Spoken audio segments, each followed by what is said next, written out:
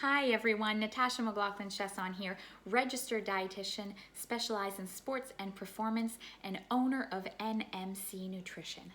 So today I'm going to answer your questions about gluten.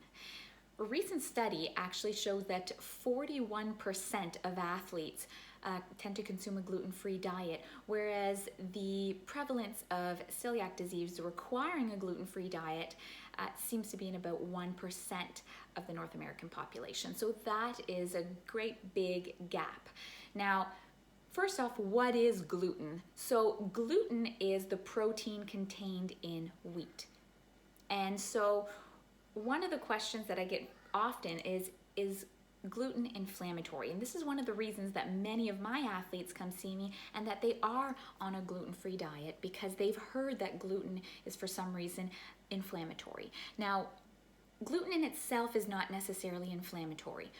What can cause inflammation is if we consume any carbohydrates, which is wheat, rice, potatoes, sweet potato, quinoa, fruit, in a ratio that is not proper with protein. So the ideal protein to carb ratio, if that's not there and that the blood sugars spike too much because of the quick digestion of carbohydrates, what ends up happening is that this can increase risk for inflammation, regardless if there is wheat contained in there or gluten contained in there or not. Now, is gluten-free healthier? If you have celiac disease, then by all means, it is 100% necessary to eat gluten-free, and it is healthier for you to do so.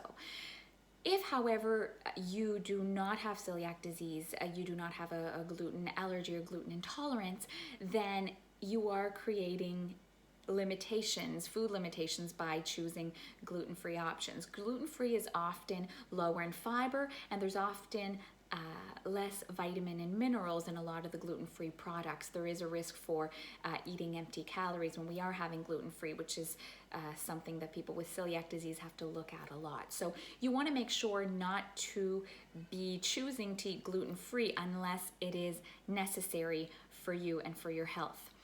Now, celiac disease compared to fructan intolerance, I see a lot of clients being very mixed up between these two, so I wanted to explain the difference.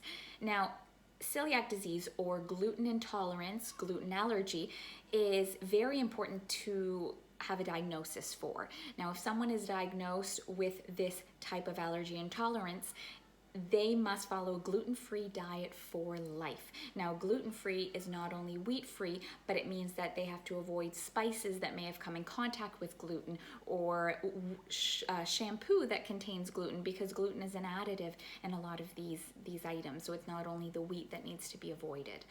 Now, people who have this type of allergy or intolerance cannot cheat. What ends up happening is they must even use a different toaster than family members. They must use a different washcloth. If someone washed a counter that had wheat containing or gluten containing pizza on it, then they have to use a different washcloth. So there is a lot of risk for contamination.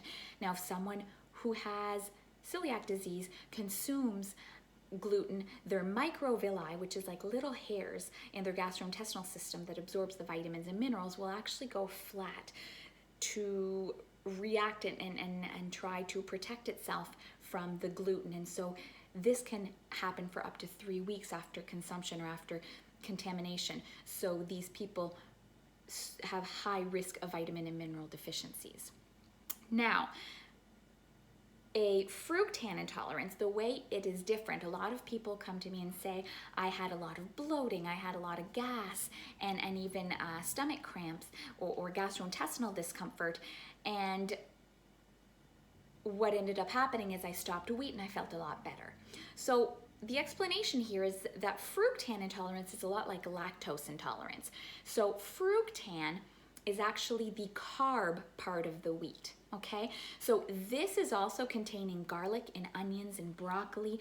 So some people don't have enough enzymes to digest this, so they'll feel discomfort when they eat too much of it.